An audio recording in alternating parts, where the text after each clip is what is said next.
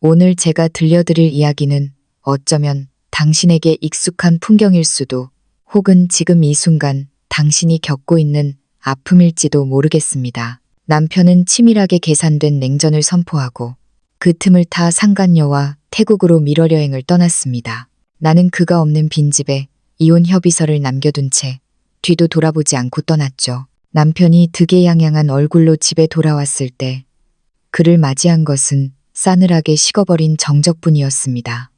자, 이제 그 가슴 시린 복수의 서막을 천천히 열어보겠습니다.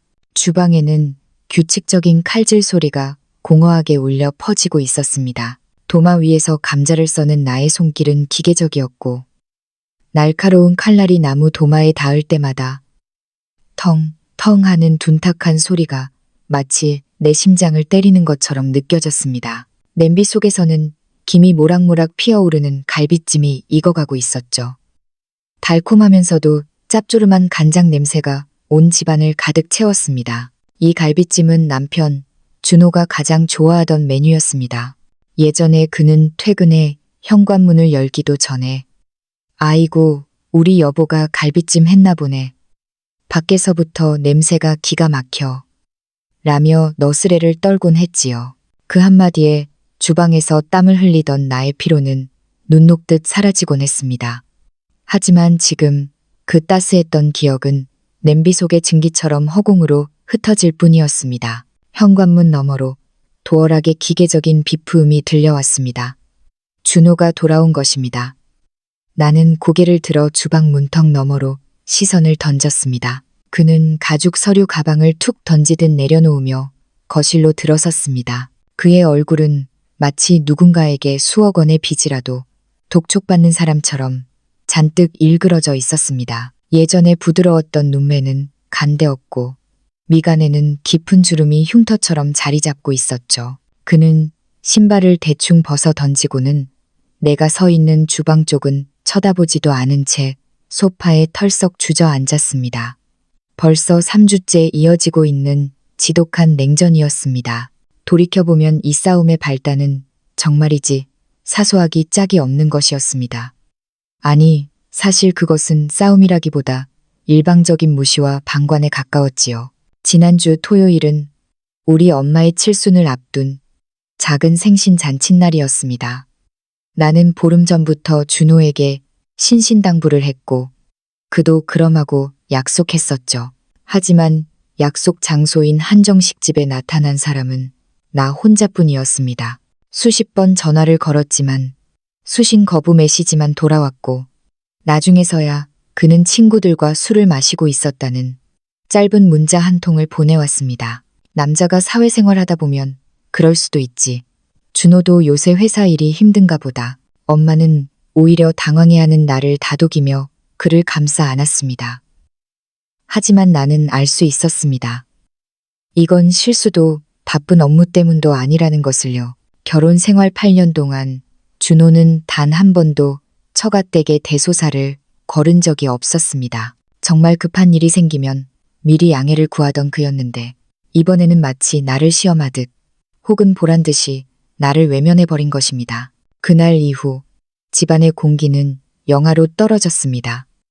아침 일찍 일어나 정성껏 식탁을 차려놓아도 그는 숟가락 하나 들지 않고 집을 나섰습니다. 어쩌다 한술 뜨더라도 나와 눈 한 번 맞추지 않은 채 스마트폰 액정만 뚫어져라 쳐다보았죠. 밤늦게 귀시라면 소파에 파묻혀 핸드폰을 만지작거리거나 서재로 들어가 문을 걸어 잠그기 일쑤였습니다. 한 지붕 아래 살면서도 우리는 세상에서 가장 먼 타인보다 못한 존재가 되어가고 있었습니다. 나는 이 침묵의 벽을 허물어보려 노력하지 않은 것이 아닙니다. 어느 날 밤 서재 문을 두드리고 들어가 그에게 물었습니다.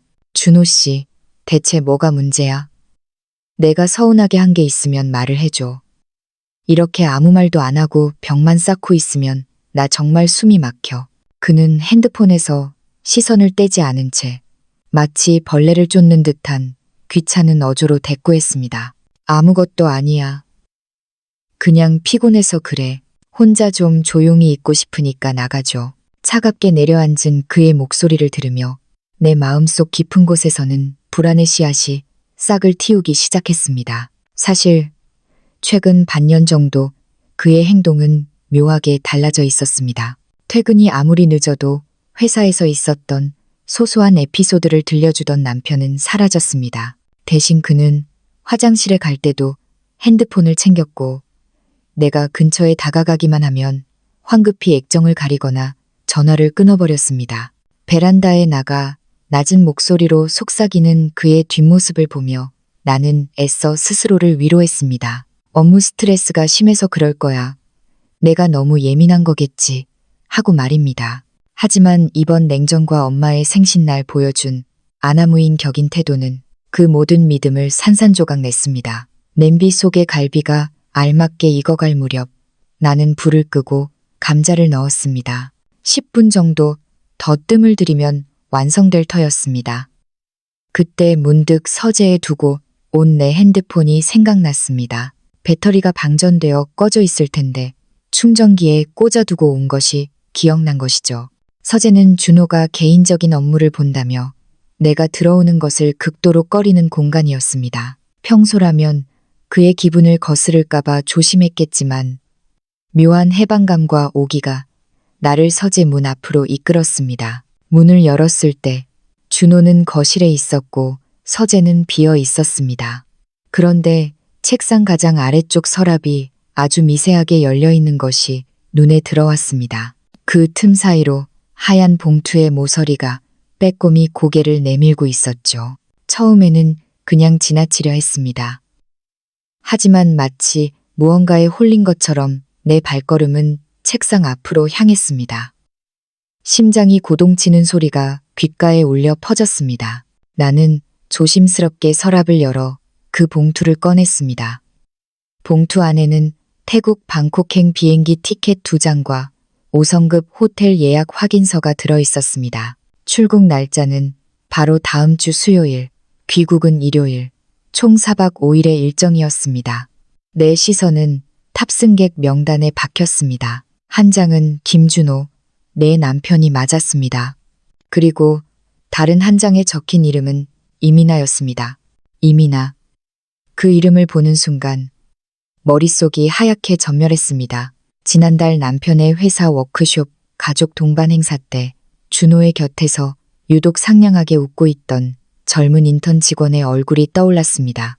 신입사원이라며 소개하던 준호의 눈빛, 그리고 그를 바라보던 여자의 묘한 시선이 퍼즐 조각처럼 맞춰졌습니다. 그제야 모든 의문이 풀렸습니다. 그가 나를 투명인간 취급하며 냉전을 이어온 이유, 엄마의 생신을 무시하며 갈등을 조장했던 이유, 그것은 피곤해서도 내가 잘못해서도 아니었습니다. 오로지 저 여자와 함께 떠날 밀월 여행을 준비하기 위해 나를 지치게 만들고 내 간섭에서 벗어나기 위한 비겁한 전략이었던 것입니다. 나를 죄인으로 만들어 놓고 본인은 홀가분하게 사랑을 속삭이러 떠나겠다는 그 잔인함에 손끝이 떨려왔습니다. 봉투를 쥔 내 손가락 마디마디가 하얗게 질렸습니다. 주방에서는 여전히 갈비찜의 고소한 냄새가 흘러나오고 있었지만 더 이상 식욕 같은 것은 느껴지지 않았습니다. 나는 깊은 숨을 내쉬며 떨리는 마음을 진정시켰습니다. 그리고 티켓과 예약 확인서를 원래 있던 봉투에 넣어 서랍 속에 다시 집어넣었습니다. 서랍의 간격까지 세밀하게 맞추며 내가 이곳에 왔었다는 흔적을 완벽하게 지웠습니다. 서재를 나와 거실로 향하자 준호는 여전히 소파에 앉아 있었습니다. 나의 발소리가 들리자 그는 슬쩍 나를 훑어보고는 다시 핸드폰으로 시선을 돌렸습니다. 액정을 두드리는 그의 손가락은 어느 때보다 경쾌해 보였습니다. 아마도 이민아와 여행 계획을 세우며 설레고 있겠지요. 혹은 나를 얼마나 멍청한 여자로 묘사하며 조롱하고 있을지도 모를 일입니다. 밥 먹어. 나는 평소와 다름없는 담담한 목소리로 그를 불렀습니다. 준호는 조금 놀란 듯 했습니다. 내가 먼저 말을 걸어올 줄 몰랐던 모양이죠. 그는 잠시 주저하다 핸드폰을 주머니에 쑤셔 넣고 식탁으로 다가왔습니다. 8년의 세월이 무색하게도 우리는 마주 앉아 말 한마디 없이 밥을 먹었습니다. 식탁 위를 떠도는 것은 무거운 침묵이었지만 내 머릿속은 그 어느 때보다 명료하게 돌아가고 있었습니다. 지금 여기서 소리를 지르고 판을 깨버리는 것은 하수의 방법입니다. 그러면 그는 오히려 나를 의심병 환자로 몰아세우며 당당하게 집을 나갈 테니까요. 그가 내가 아무것도 모른다고 확신하고 방심할 때 가장 높은 곳에서 추락시켜야 했습니다. 그는 여행지에 가서 태양 아래 눈부신 꿈을 꾸겠지요. 하지만 그가 돌아왔을 때 마주할 현실은 지옥보다 참혹할 것임을 나는 맹세했습니다. 준호는 식사를 마치자마자 젓가락을 내려놓고 다시 거실 소파로 향했습니다. 나는 묵묵히 그릇을 정리하고 설거지를 마친 뒤 침실로 들어와 문을 걸어 잠갔습니다. 그리고 아까 서재에서 몰래 찍어두었던 비행기 티켓과 호텔 예약 확인서 사진을 다시 한번 확인했습니다. 투숙 날짜, 객실 번호, 항공편명, 모든 것이 증거가 되어 내 휴대폰 속 저장소에 깊숙이 박혔습니다. 나는 연락처 목록을 내려가다 한 번호 앞에서 멈췄습니다. 나의 먼 사촌 언니이자 업계에서 유능하기로 소문난 이혼 전문 변호사 혜진 언니였습니다. 평소 자주 연락하는 사이는 아니었지만 이런 절체절명의 순간에 가장 믿을 수 있는 사람임은 분명했습니다. 나는 전화를 거는 대신 짧은 메시지를 남겼습니다. 언니, 나 서연이야. 이혼을 결심했어. 법적으로 상의할 게 좀 많은데 언니 시간이 언제쯤 괜찮을까? 전송 버튼을 누르고 핸드폰을 무음으로 설정해 침대 옆 탁자에 내려놓았습니다. 옆자리는 차갑게 비어 있었습니다. 준호는 아마 오늘도 서재에서 밤새도록 이민아와 사랑의 대화를 나누겠지요. 눈을 감자 차가운 달빛이 창살 사이로 들어왔습니다. 예전에 나는 결혼이 인생의 종착역이자 영원히 지켜야 할 성역이라고 믿었습니다. 갈등이 생기면 내가 참고 서운한 게 있어도 내가 먼저 다가가면 언젠가는 봄이 올 것이라 믿었죠. 하지만 배신이라는 이름의 독버섯은 인내라는 토양 위에서 더욱 확실하게 자라난다는 사실을 너무 늦게 깨달았습니다. 그가 나를 버렸으니 나 또한 그를 내 인생에서 도려낼 것입니다. 단순히 헤어지는 것으로는 부족했습니다. 그가 상간녀와 행복한 시간을 보내고 돌아왔을 때 돌아올 집도 지켜야 할 사회적 지위도 곁에 남아줄 사람도 단 한 명도 없게 만들 것입니다. 준호 씨, 당신이 그토록 좋아하는 냉전 게임. 이제 내가 그 규칙을 바꿔보려고 해. 누가 마지막에 웃게 될지, 누가 처참하게 무너질지 기대해도 좋아. 잠이 오지 않는 밤이었지만 내 마음은 이상하리만큼 평온했습니다. 내일부터 내가 해야 할 일, 챙겨야 할 서류들, 그리고 8년의 흔적을 지워낼 순서들을 하나하나 머릿속으로 정리하며 나는 긴 어둠 속에서 조용히 투지를 불태웠습니다. 다음 날 아침, 눈을 떴을 때 침대 반대편은 이미 차갑게 식어 있었습니다. 준호는 평소보다 일찍 서둘러 집을 나선 모양이었습니다. 거실로 나오니 어젯밤 내가 혹시나 하는 마음에 따뜻하게 데워두었던 우유가 식탁 위에 덩그러니 놓여 있었습니다. 하얗게 막이 생긴 우유는 얼음처럼 차갑게 식어 있었고 그는 한 모금도 입에 대지 않았더군요. 마치 우리의 관계처럼 온기라고는 찾아볼 수 없는 그 잔을 바라보며 나는 비로소 결심을 굳혔습니다. 휴대폰을 확인하니 혜진 언니에게서 메시지가 와 있었습니다. 새벽 2시라는 늦은 시간에 보낸 답장이었습니다. 내일 오전 10시까지 서초동 사무실로 와. 남편 외도를 증명할 수 있는 건 아주 사소한 거라도 좋으니 다 챙겨오고. 나는 서둘러 준비를 마쳤습니다. 간단히 토스트 한 조각을 입에 물었지만 모래를 씹는 것처럼 아무런 맛도 느껴지지 않았습니다. 강남역 인근 법조타운에 위치한 언니의 사무실은 언니의 성격만큼이나 군더더기 없이 깔끔하고 냉철한 분위기를 풍겼습니다. 언니는 나를 보자마자 따뜻한 차 한 잔을 내어주며 자리에 앉혔습니다. 자, 이제 천천히 말해봐. 무슨 일이 있었던 건지 하나도 빠짐없이. 나는 지난 3주간의 지독한 냉전, 엄마의 생신날 벌어진 노골적인 무시, 그리고 어제 서재 서랍에서 발견한 방콕행 티켓과 호텔 예약지에 대해 차근차근 털어놓았습니다. 떨리는 손으로 내민 휴대폰 속 사진들을 확인하는 언니의 미간이 점점 좁아졌습니다. 이것만으로도 부정행위의 증거는 충분해. 하지만 재산 분할에서 유리하려면 더 확실한 게 필요해. 그 여자한테 돈을 보낸 송금 기록이나 카드 명세서 같은 것들 말이야. 언니는 미리 준비해둔 이혼 협의서 초안을 내밀었습니다. 거기에는 우리가 결혼 후 함께 일궈온 아파트와 자동차, 그리고 약 2억 원의 예금이 명확하게 기재되어 있었습니다. 법적으로는 재산을 반으로 나누는 게 원칙이지만 남편 쪽이 명백한 유책 배우자이기 때문에 더 많은 위자료와 재산 분할을 요구할 수 있어. 아파트는 어떻게 하고 싶니? 나는 잠시 생각에 잠겼습니다. 8년 동안 구석구석 내 손때가 묻은 집이었지만 이제 그곳은 기만과 거짓의 냄새가 진동하는 공간일 뿐이었습니다. 집은 팔고 싶어요. 그 사람의 흔적이 남은 곳에서 단 하루도 더 살고 싶지 않아요. 언니는 고개를 끄덕이며 후속 절차를 일러주었습니다. 집안의 은행 카드 내역을 이 잡듯 뒤져서 남편이 몰래 빼돌린 돈이 없는지 확인하라는 조언도 잊지 않았습니다. 사무실을 나오는 내 발걸음은 이전보다 훨씬 가벼워졌습니다. 예전에는 이혼이 하늘이 무너지는 일인 줄만 알았는데 막상 전문가의 도움을 받으며 계획을 세우니 오히려 맑은 정신이 돌아오는 것 같았습니다. 집으로 돌아온 나는 며칠 동안 철저하게 가면을 썼습니다.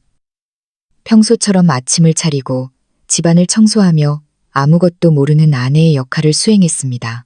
준호는 여전히 싸늘한 태도로 나를 대하며 밤이면 서재에 틀어박혀 낮은 목소리로 통화를 속삭였습니다. 내가 서재 근처를 지나갈 때면 소스라치게 놀라며 전화를 끊는 그의 뒷모습을 보며 나는 속으로 차가운 미소를 지었습니다. 드디어 남편이 예고했던 수요일 아침이 밝았습니다. 준호는 평소보다 훨씬 공들여 차려입고는 내가 선물했던 향수까지 뿌리더군요. 출장 간다며 거짓말을 하는 그의 눈에는 설렘이 가득했습니다. 이번 출장 중요한 거래처 만나는 거야? 내가 무심하게 던진 질문에 그는 움찔하며 고개를 끄덕였습니다. 며칠 걸릴 거야. 밥 잘 챙겨 먹고 있어. 그가 현관문을 닫고 나가는 소리가 들리자마자 나는 곧바로 움직였습니다.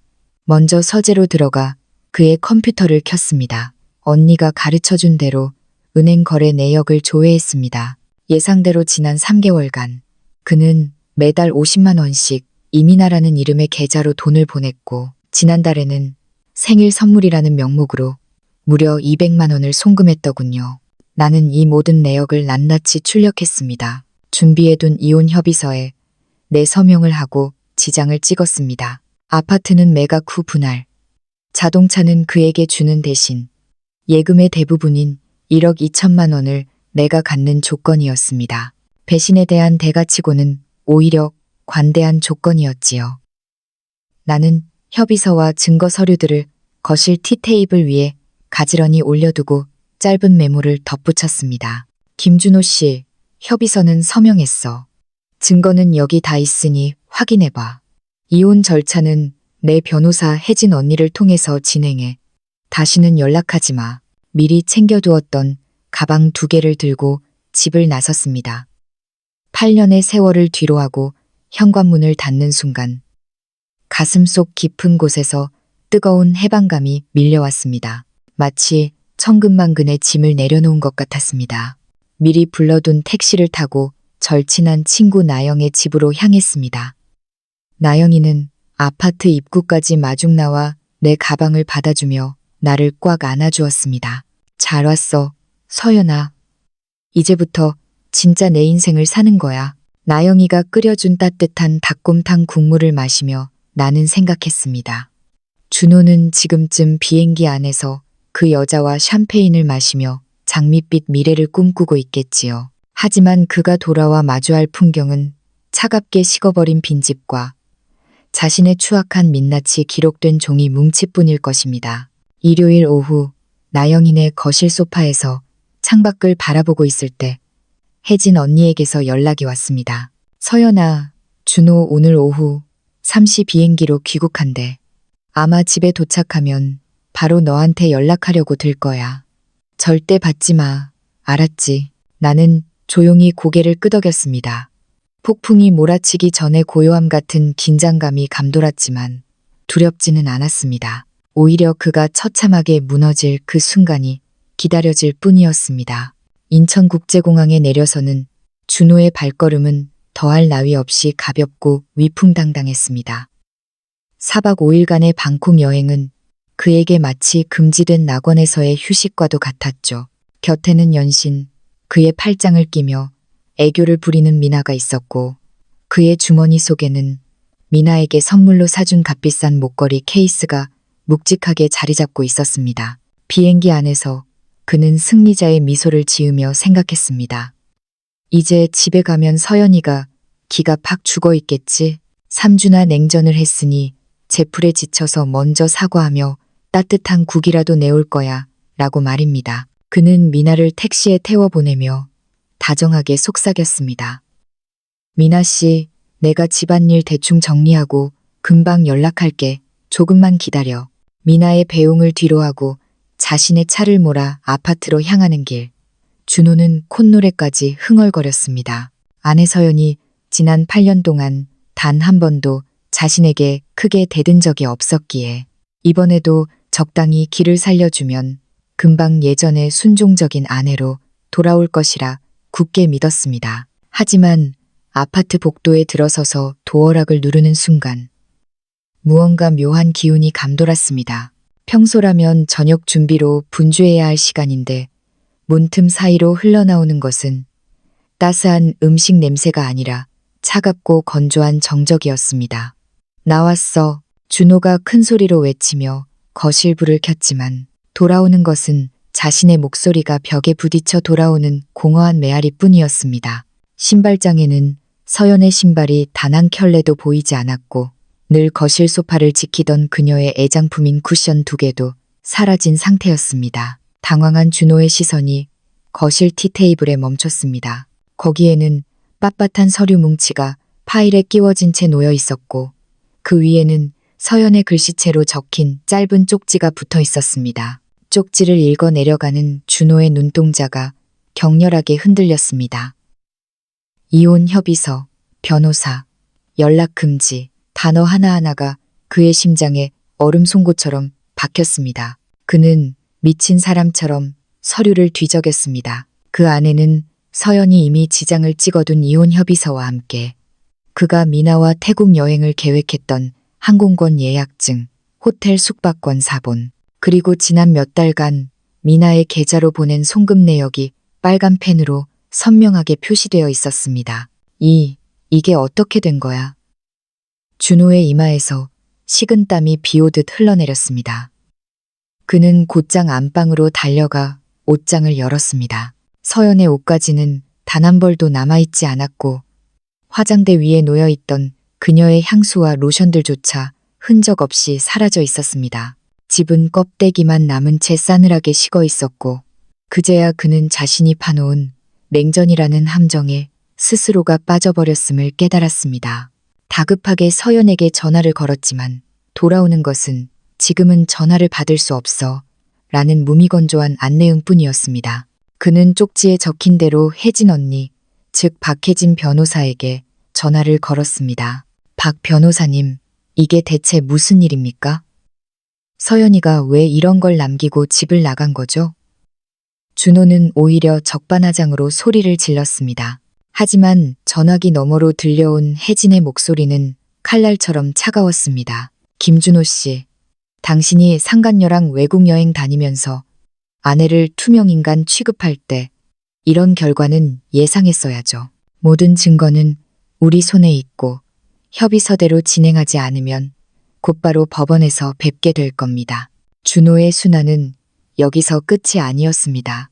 다음 날 소문은 걷잡을 수 없이 퍼져나갔습니다. 그는 서연을 돌아오게 하려고 장모님과 친척들에게 연락해 서연이가 오해를 하고 집을 나갔다, 돈을 들고 튀었다며 거짓말을 늘어놓았습니다. 하지만 이미 서연과 혜진이 모든 증거를 친척들에게 공유한 상태였습니다. 준호 자네, 정말 사람이 그럴 수 있나? 내 생일날 야근한다더니 그 여자랑 밥 먹으러 갔었다며? 우리 딸 인생 망친 것도 모자라 어디서 감히 거짓말이야. 장모님의 불호령에 준호는 대꾸 한마디 못하고 전화를 끊어야 했습니다. 그의 사촌 누나조차 준호야, 너 정말 실망이다. 서연이가 너 아플 때 사흘 밤낮을 병실 지킨 거 잊었니? 이제 와서 누굴 탓해. 창피하니까 조용히 갈라서 라며 등을 돌렸습니다. 엎친 데 덮친 격으로 월요일 아침 출근한 준호의 회사에서 대폭발이 일어났습니다. 그가 약속했던 명품 가방과 보석 선물을 차일피일 미루자 화가 머리끝까지 난 미나가 회사 로비로 쳐들어온 것입니다. 김준호, 나랑 방콕 가서 이혼하고 결혼하겠다더니 이제 와서 나를 피해? 사무실 전체가 들썩였습니다. 팀원들과 부서장들이 보는 앞에서 미나는 준호와 나눈 낯, 뜨거운 메시지들을 동료들에게 보여주며 소란을 피웠습니다.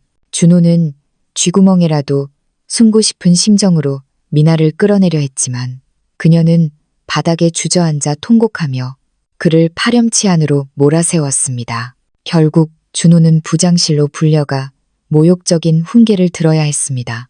김 차장, 사생활 문제로 회사 분위기 망치고 거래처 귀에까지 들어가게 하면 어떡하나.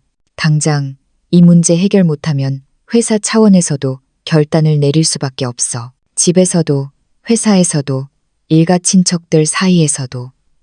그는 이제 도망칠 곳 없는 막다른 골목에 몰린 신세가 되었습니다.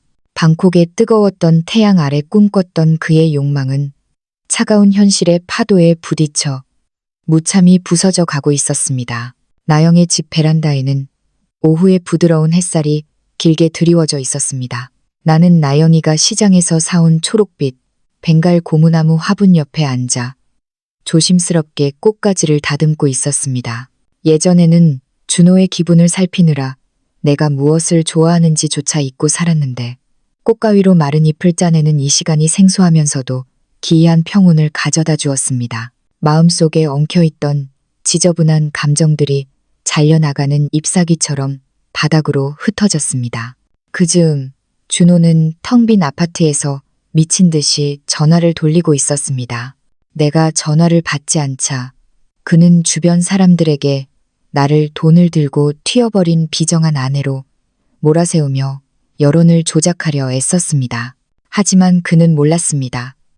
이미 내가 혜진 언니와 함께 모든 밑작업을 끝내놓았다는 사실을요. 어느 날 오전 혜진 언니의 서초동 사무실에서 우리는 다시 마주 앉았습니다. 책상 위에는 우리 집의 부동산 등기부 등본, 자동차 등록 원부, 그리고 남편 명의의 모든 은행 계좌 내역이 낱낱이 펼쳐져 있었습니다. 서연아, 이것 좀 봐. 김준호 씨가 생각보다 치밀했어. 언니가 형광펜으로 표시한 내역을 보니 석 달 전 준호가 그의 어머니, 그러니까 시어머니의 계좌로 5천만 원을 송금한 기록이 있었습니다. 명목은 생활비였지만 매달 연금이 나오시는 시어머니께 그런 거액을 한꺼번에 보낼 이유는 전혀 없었습니다. 명백한 재산 은닉 시도였습니다. 게다가 지난달에는 왕강이라는 이름의 낯선 계좌로 3천만 원이 흘러들어갔는데 알고 보니 그는 준호의 직장 동료였습니다. 나중에 돌려받기로 약속하고 잠시 맡겨둔 것이 분명했습니다. 걱정하지 마. 법원에서는 이런 악의적인 재산 분할 회피를 절대 그냥 넘기지 않아. 이 돈들 전부 다시 재산 목록에 포함시켜서 내 몫으로 가져올 거야. 언니의 확신에 찬 목소리에 나는 비로소 안도의 한숨을 내쉬었습니다. 하지만 그것만으로는 부족했습니다. 나는 더 확실한 스모킹건이 필요했습니다. 준호가 회사에 출근한 틈을 타 나는 나영이와 함께 예전의 집으로 향했습니다. 내가 따로 보관해 두었던 보조 열쇠로 문을 열자 불과 며칠 만에 폐가가 된 것 같은 거실 풍경이 나타났습니다. 식탁 위에는 먹다 남은 배달 음식 용기들이 곰팡이를 피운 채 널브러져 있었고 바닥은 먼지와 머리카락으로 가득했습니다. 내가 없는 그의 삶이 얼마나 무능하고 처참하게 무너지고 있는지 보여주는 증거 같았습니다. 나는 곧바로 서재로 들어가 준호의 컴퓨터를 켰습니다. 다행히 그는 비밀번호조차 바꾸지 않았더군요. 컴퓨터 안에는 차마 입에 담기도 민망한 미나와의 카카오톡 대화 내용 수백 페이지와 방콕 미러 여행에서 찍은 적나라한 사진들이 폴더별로 정리되어 있었습니다. 이번 일만 잘 해결되면 너한테 명품 백이랑 목걸이 꼭 사줄게. 조금만 참아. 그 여편네랑 빨리 끝낼게. 같은 역겨운 약속들이 모니터를 가득 채웠습니다. 나는 떨리는 손으로 USB에 그 모든 증거를 복사했습니다. 서연아, 빨리 나와. 김준호 차 들어온다. 창밖을 감시하던 나영의 다급한 목소리에 나는 황급히 USB를 뽑고 컴퓨터를 껐습니다. 우리는 엘리베이터 대신 비상계단을 이용해 집을 빠져나왔습니다. 아파트 입구를 벗어날 때쯤 준호의 차가 주차장으로 미끄러져 들어가는 것을 나무 뒤에 숨어 지켜보았습니다. 심장이 터질 듯 뛰었지만 손에 쥔 USB의 차가운 금속 촉감이 나에게 승리의 확신을 주었습니다. 그로부터 며칠 뒤 준호의 세계는 완전히 붕괴되었습니다. 미나가 회사에서 벌인 난동은 단순히 해프닝으로 끝나지 않았습니다. 준호가 담당하던 핵심 거래처의 귀에까지 그의 추문이 들어갔고 거래처는 도덕적으로 신뢰할 수 없는 직원과는 프로젝트를 진행할 수 없다며 강력히 항의했습니다. 결국 회사 인사위원회에서는 준호에게 권고사직을 통보했습니다. 8년 동안 쌓아온 커리어가 단 일주일 만에 모래성처럼 허물어진 것입니다. 준호는 부장에게 매달리며 한 번만 기회를 달라고 애원했지만 부장은 차갑게 그의 손을 뿌리쳤습니다. 김 차장, 기회는 본인이 걷어찬 거야. 사생활 하나 제대로 관리 못해서 회사에 이 막대한 손실을 입히고도 자리가 보존될 줄 알았나? 준호는 동료들의 비웃음 섞인 시선을 받으며 초라하게 짐을 싸서 회사를 나와야 했습니다. 사랑이라 믿었던 분류는 독이 되어 돌아왔고 지키고 싶어 했던 자존심은 갈갈이 찢겼습니다. 그 시각 나는 혜진 언니를 통해 준호에게 최후 통첩을 보냈습니다. 우리가 확보한 모든 은닉 재산 내역과 컴퓨터에서 추출한 증거들을 보여주며 순순히 이혼 서류에 도장을 찍지 않으면 형사 고소와 민사 소송을 동시에 진행하겠다고 압박했습니다. 직장도 잃고 사방이 적으로 둘러싸인 준호에게 더 이상 선택의 여지는 없었습니다. 며칠 뒤 혜진 언니의 법률사무소에서 다시 만난 준호의 모습은 처참함 그 자체였습니다. 한때 말끔한 정장에 고가 향수를 뿌리며 기세등등했던 그는 간데없고 며칠은 감지 못한 듯 떡진 머리에 빳빳하게 풀이 죽은 셔츠 차림으로 내 앞에 앉았습니다. 그의 눈은 핏발이 서 있었고 초점 잃은 시선은 갈 곳을 몰라 허공을 떠돌았습니다. 8년의 결혼 생활이 무너지는 종착역에서 마주한 남편은 내가 알던 사람이 아닌 낯선 폐잔병의 모습이었습니다. 집 팔리면 연락해줘. 준호는 혜진 언니가 내민 이혼 협의서의 내용을 제대로 읽어보지도 않은 채 떨리는 손으로 서명을 마쳤습니다. 이미 직장도 잃고 사회적 명망도 바닥으로 떨어진 그에게 재산 분할의 유불리를 따질 기력 따위는 남아있지 않았던 것이죠. 협의서에 지장이 찍히는 그 찰나의 순간 내 가슴을 짓누르던 무거운 돌덩이가 마침내 굴러 떨어지는 소리가 들리는 듯 했습니다. 그는 고개를 숙인 채 초라하게 사무실을 빠져나갔고 나는 그 뒷모습을 보며 연민조차 느끼지 않는 냉정한 자신을 발견했습니다. 그저 지독했던 악몽에서 깨어나 마주한 아침 공기가 이토록 달콤할 수 있다는 것에 감사할 뿐이었습니다. 이후의 일은 일사천리로 진행되었습니다. 혜진 언니의 도움으로 아파트를 매물로 내놓았고 신기하게도 며칠 만에 신혼부부가 집을 보러 왔습니다. 8년의 세월이 묻은 거실을 환하게 웃으며 둘러보는 젊은 부부의 모습에서 예전에 우리를 보았지만 슬픔은 없었습니다. 오히려 이 집이 누군가에게는 새로운 시작의 기쁨이 되기를 진심으로 바랐습니다. 집이 팔린 대금에서 준호의 몫을 정확히 떼어 보내준 뒤 나는 남은 돈을 움켜쥐고 평생 미뤄왔던 여행길에 올랐습니다. 제주도의 푸른 바다는 내 마음의 상처를 씻어주기에 충분했습니다. 예전에는 준호가 비싼 돈 들여서 바다를 왜 보러 가느냐며 핀잔을 주던 곳이었지만 이제는 내 의지대로 비행기 표를 끊고 에메랄드빛 바닷가를 걸었습니다. 현지 민박집 아주머니가 내어주신 따뜻한 차 한 잔을 마시며 나는 비로소 누군가의 아내가 아닌 서연이라는 한 사람으로 돌아왔음을 느꼈습니다. 제주에서 보낸 5일, 그리고 이어진 경주의 고즈넉한 풍경 속에서 나는 과거의 나를 위로하고 새로운 나를 축복했습니다. 여행에서 돌아온 나는 동네 작은 유치원 근처에 아담한 꽃집을 열었습니다. 나영이와 함께 분홍빛 페인트를 칠하고 하얀 커튼을 달며 내 인생에서 가장 향기로운 공간을 만들었습니다. 새벽 4시 도매시장에서 데려온 싱싱한 장미와 안개꽃들이 가게를 가득 채울 때면 나는 세상에서 가장 부유한 사람이 된 것 같았습니다. 한편 준호의 소식은 나영이를 통해 간간히 들려왔습니다. 소식은 예상보다 훨씬 비참했습니다.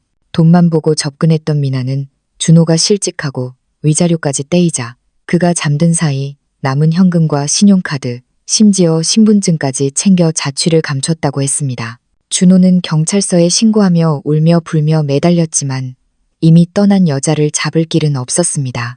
결국 그는 노모와의 갈등 끝에 쫓겨나듯 집을 나와 서울 변두리의 낡은 고시원을 전전하며 일용직 노동으로 하루하루를 연명하고 있었습니다. 시장 한복판에서 시든 채소값을 깎기 위해 실랑이를 벌이는 그의 모습은 내가 알던 오만했던 김 차장의 모습과는 너무나 거리가 멀었습니다. 그의 몰락은 안타깝기보다 뿌린 대로 거둔다는 삶의 이치를 확인시켜줄 뿐이었습니다. 나는 그에게 쏟을 감정의 찌꺼기조차 남겨두지 않았기에 그저 담담하게 내 꽃들을 돌보았습니다. 이제 내 꽃집은 단순한 가게가 아닌 마음을 다친 동네 사람들의 사랑방이 되었습니다. 이혼을 고민하며 눈물 짓던 옷가게 사장님, 권태로운 결혼 생활에 지친 이웃들, 나는 그들에게 내 경험을 들려주며 따뜻한 차를 대접했습니다. 이혼은 실패가 아니라 나를 찾기 위한 용기 있는 선택이에요 라고 말해줄 때마다 그들의 눈빛에 서서히 생기가 도는 것을 보며 보람을 느꼈습니다. 어느 날 오후에는 남자친구의 외도로 펑펑 울던 젊은 아가씨가 찾아왔습니다. 나는 그녀에게 황금빛 해바라기 한 송이를 건네며 말했습니다. 해바라기는 오직 태양만을 바라보며 자라요. 우리 사람도 마찬가지예요. 나를 아프게 하는 그늘이 아니라 나를 빛나게 하는 태양 같은 삶을 향해 걸어가야 해요. 라고요. 꽃을 안고 돌아가는 그 아가씨의 뒷모습이 한결 가벼워 보였습니다. 어느덧 주말의 평화로운 정오, 나는 꽃향기 가득한 가게 안에서 햇살을 만끽합니다. 예전에 나는 사랑받기 위해 발버둥 쳤지만 지금의 나는 나 자신을 사랑하는 법을 배웠습니다. 인생은 꽃과 같습니다. 거센 비바람에 꺾이기도 하고 차가운 눈보라에 얼어붙기도 하지만 결국 봄이 오면 다시 피어납니다. 나는 오늘도 정성스럽게 꽃을 다듬으며 다짐합니다. 내 남은 생은 저 활짝 핀 해바라기처럼 누구보다 눈부시고 따뜻하게 스스로 빛을 내는 삶이 될 것이라고요. 나의 새로운 이야기는 이제 막 시작되었으니까요.